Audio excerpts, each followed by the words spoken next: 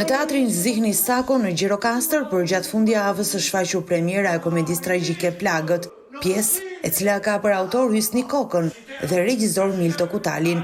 Kjo pjesë të rrëfens nëse duam të shëndoshim shoqërinë në fillim, duhet të rregullojmë familjen.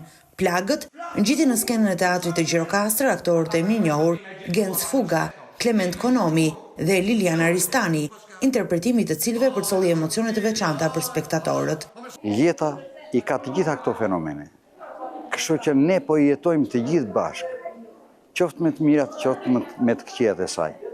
Unë vërtet jam i emocionuar dhe tani që po flas, se i kemi hequr në kurriz dhe po i heqim në kurriz të gjitha këto plagë që kjo komedi tragjike nuk është tragjedi vërtet, po është tragjedi shpirti. Tu më tërhiqte fëminia ime dhe nuk mund ta fsheh nostalgjin. Padyshim që tani më tërheq shumë të bëj diçka për këtë qytet dhe të jap një kontribut sado modest për jetën artistike dhe kulturore që nuk i ka munguar kur këtij qyteti. Mbresa të veçanta krijoi pjesëmarrja në këtë shfaqje për aktorët e rinj, të cilët interpretojnë për herë të parë në skenën e teatrit.